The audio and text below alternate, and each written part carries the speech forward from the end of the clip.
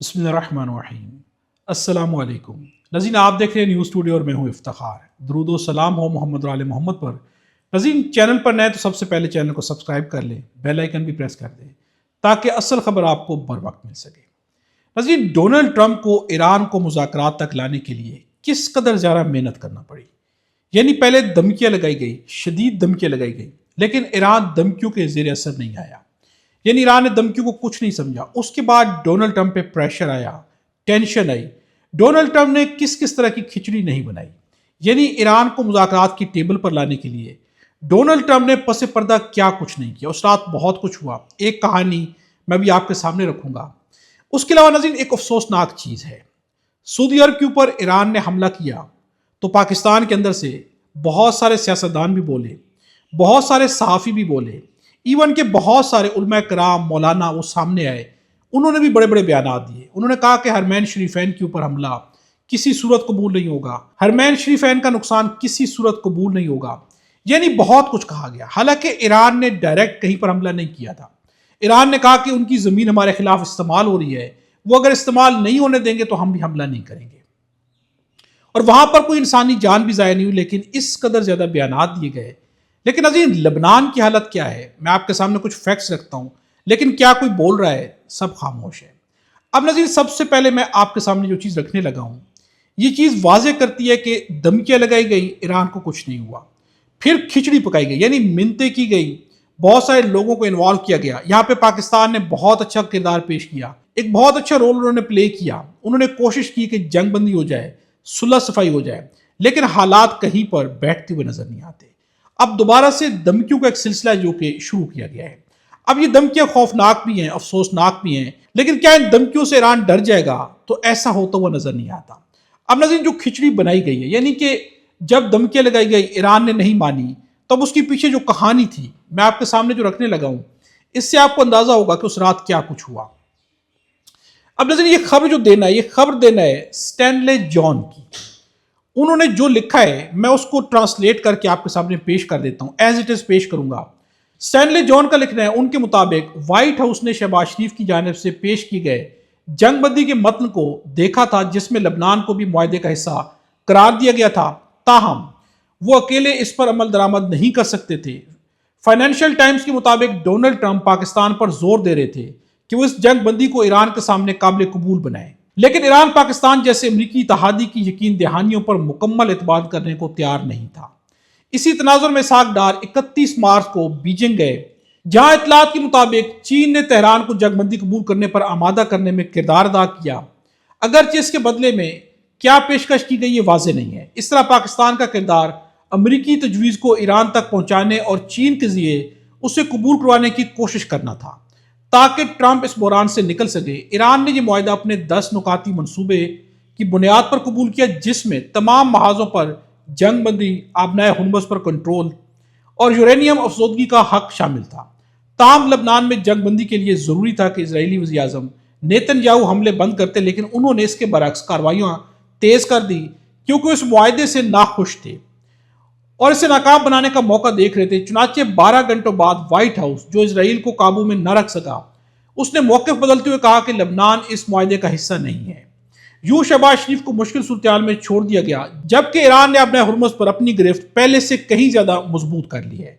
मौजूदा सूरत यह है कि न तो कोई बड़ी अमरीकी या इसराइली कार्रवाई ईरान के खिलाफ हो रही है और ना ही ईरान की जानिब से वसी पैमाने पर जवाब दिया गया है। लेकिन अब नया हुर्मुज़ बदस्तूर बंद है, लबनान में हमले जारी हैं। अमरीका कह रहा है कि जिन 10 नुकात पर इतफाक हुआ था वो मुख्तलिफ हैं, जबकि तेहरान इस मरले पर जंग बंदी को गैर माकूल करार दे रहा है, अगर इसने इसे मुकम्मल तौर पर मुस्तरद भी नहीं किया। अब नज़ीर, आपने ये खबर सुनी, ये स्टोरी सुनी कि क्या कुछ नहीं किया गया। यानी डोनाल्ड ट्रंप ने भरपूर कोशिश की कि अगर धमकियां काम नहीं करी तो मुज़ाकरात के लिए पाकिस्तान से कहा गया, लेकिन ईरान ने कहा कि आप इत्तेहादी हैं। यहां पर फिर इस खबर के मुताबिक यहां पर फिर पाकिस्तान ने चीन को शामिल किया, जिसके बाद जाकर ईरान टेबल पर आने के लिए तैयार हुआ 10 नुकात के ऊपर। लेकिन नज़ीर, अब क्या किया गया है? उन 10 नुकात से अमेरिका पीछे हट गया है। क्या डोनाल्ड ट्रंप मर्जी से पीछे हटे हैं? तो ऐसा नहीं है। मैं सबसे पहले हामिद मीर का एक बयान है, अच्छा बयान है, मैं इसलिए आपके सामने कोट कर रहा हूं। हामिद मीर का यह कहना है कि यह वक्त आ गया कि पाकिस्तान को अमन के वसीतर मुफाद में एक वाज़ेह मौक़िफ़ इख्तियार करना चाहिए। अगर डोनाल्ड ट्रंप अपने किए गए वादों से पीछे हट रहे हैं تو پاکستان کو سچ سامنے لانا چاہیے کہ امریکی صدر بینجامن نیتن یاہو کے دباؤ میں آ کر اپنا موقف تبدیل کر رہے ہیں۔ مجھے امید ہے کہ وزیر اعظم اس صورتحال کو سنجیدگی سے لیں گے۔ نظیر، یہ بات اور یہ سجیشن اچھی ہے۔ پاکستان جو اس نے کردار ادا کیا، اب بات پاکستان پر آئے گی۔ پاکستان کو اپنا موقف واضح کر کے کلیئر کرنا چاہیے کہ ہم نے بھرپور کوشش کی، نیک نیتی سے کوشش کی، لیکن یہاں پر ڈونلڈ ٹرمپ نے ہم سے جو وعدہ کیا، جو کچھ بھی کہا، نیتن یاہو کے پریشر میں آ کر، دباؤ میں آ کر ڈونلڈ ٹرمپ اس سے پیچھے ہٹ گئے ہیں۔ یہ ضرور کہنا چاہیے۔ اب نظیر، ٹکر کارسن ہے، امریکن صحافی ہیں، بہت ہی کریڈیبل صحافی ہیں۔ اب ان کا کہنا ہے کہ نیتن یاہو نے بیروت پر حملہ کر کے ٹرمپ کی جنگ بندی کو سبوتاژ کیا، ہمیں فوری طور پر اسرائیل سے علیحدگی اختیار کر لینی چاہیے، یعنی کہ امریکہ کو فوری طور پر اسرائیل سے علیحدگی اختیار کر لینی چاہیے۔ اب یہ جو سجیشن ہے، جیسے سجیشن یہاں پر ہم امید دے رہے ہیں، یہی سجیشن امریکہ کو بہترین دی جا رہی ہے ٹکر کارسن کی جانب سے، کہ آپ جو اپنے آپ کو اسرائیل سے الگ کر لیں، کیونکہ اسرائیل ہمیں تباہ کر رہا ہے، اور یہ بات سچ ہے۔ اب نظیر، میں سب سے پہلے آپ کے سامنے رکھتا ہوں کہ لبنان پر جو میں نے بات سٹارٹ میں کہی کہ کسی نے ایک بیان تک نہیں دیا، وہاں پر اب ہوا کیا ہے؟ وہاں پر جو رپورٹ سامنے آ رہی ہیں، کل کا جو حملہ ہے، کل کا صرف حملہ اسرائیل کا 254 مسلمانوں کو شہید، 1100 سے زائد کو زخمی کر دیا، لیکن سعودی عرب میں امریکی فوجیوں کے اڈے اور ٹھکانوں پر نشانہ بنانے پر پاکستان کے تمام سیاستدان ٹاؤٹس چیخ کر زمین آسمان ایک کیے ہوئے تھے۔ مولوی کیا، لبرل کیا، صافی کیا، سب کے سب ایک صف میں کھڑے تھے، لیکن آج کہاں پر ہیں؟ یہ افسوسناک ہے۔ نظیر، ہمیں نظریاتی ہونا چاہیے، ہمیں سیاسی نہیں ہونا چاہیے۔ چاہے سیاستدان ہیں، وہ تو سیاسی ہیں، ان کو چھوڑ دیں۔ صحافیوں کو حق کی صحافت کرنی چاہیے۔ اگر ہمارا علماء کرام ہے تو کیا دین یہ سکھاتا ہے کہ مفادات کے لیے آپ بیانات دیں؟ کیا یہاں پہ لبنان کے لوگ مسلمان نہیں ہیں؟ کیا ان کے اوپر ظلم نہیں ہو رہا؟ یہاں پر آواز بلند کیوں نہیں کی جاتی؟ جبکہ سعودی عرب کے اندر ایک بھی بندہ جان سے نہیں گیا، لیکن کیا کچھ نہیں کہا گیا، اور یہاں پر خاموشی ہے۔ تو یہاں پر بھی اگر آپ نے سعودی عرب کے حق میں آواز اٹھائی ہے، اچھا کیا، تو یہاں پر بھی آپ کو آواز اٹھانی چاہیے، تاکہ لگے کہ آپ جو ہے حقیقی مسلمان ہیں اور حق کے لیے آواز بلند کرتے ہیں۔ اب نظیر، امریکی صدر ڈونلڈ ٹرمپ نے سوشل میڈیا پر ایک بیان جاری کیا ہے۔ حقیقت میں آپ کے سامنے رکھ رہا ہوں کہ امریکہ اور اسرائیل کے اوپر اعتماد نہیں کیا جا سکتا۔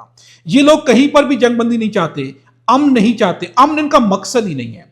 ان کا مقصد جو ہے وہ مسلمانوں کو ختم کرنا، اور یہ بات بالکل حقیقت ہے۔ امریکی صدر ڈونلڈ ٹرمپ نے سوشل میڈیا پر جاری بیان میں کہا ہے کہ معاہدے تک امریکی بحری جہاز، ایئر کرافٹ اور فوجی اہلکار ایران کے ارد گرد موجود رہیں گے۔ جبکہ کسی بھی وجہ سے صورتحال غیر متوقع ہوئی تو دوبارہ حملے شروع ہو جائیں گے۔ مزید یہ بھی کہا کہ یہ حملے پہلے سے زیادہ بڑے اور طاقتور ہوں گے، جیسے پہلے کبھی نہیں دیکھا گیا ہوا۔ یعنی اب جب دیکھا کہ مذاکرات نہیں ہو رہے، خود خلاف ورزی کی، ایران پیچھے ہٹ گیا، آبنائے ہرمز کو مکمل طور پر ایران نے بند کر دیا ہے، تو اب امریکہ کیا کر رہا ہے؟ ڈونلڈ ٹرمپ دوبارہ دھمکیوں پر آ گئے۔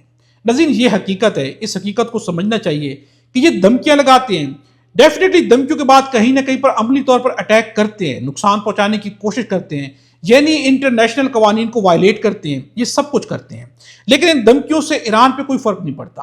اب ایک دھمکی لگائی ہے یہاں پر ڈونلڈ ٹرمپ نے، دوسری دھمکی میں آپ کے سامنے رکھتا ہوں۔ یہ دھمکی ڈائریکٹلی اسرائیل نے لگائی ہے، یعنی کہ نیتن یاہو نے دھمکی لگائی ہے۔ اسرائیلی وزیر اعظم نیتن یاہو نے ایک بیان میں کہا کہ اسرائیل ایران جنگ دوبارہ شروع کرنے کے لیے تیار ہے، ہماری انگلیاں ٹریگر پر ہیں، چاہے معاہدے سے یا طاقت سے افزودہ یورینیم ایران سے ختم کر دیا جائے گا۔ مزید کہا کہ ہمارے مزید اہداف ہیں جنہیں معاہدے یا جنگ دوبارہ شروع کر کے حاصل کریں گے۔ ایران کے ساتھ جنگ بندی میں حزب اللہ شامل نہیں ہے۔ اسرائیلی وزیر اعظم نے مزید یہ بھی کہا ہے کہ جنگ بندی کا معاہدہ اسرائیل کے مکمل تعاون سے کیا گیا اور جنگ بندی اختتام نہیں ہے، یعنی جنگ بندی اختتام نہیں ہے۔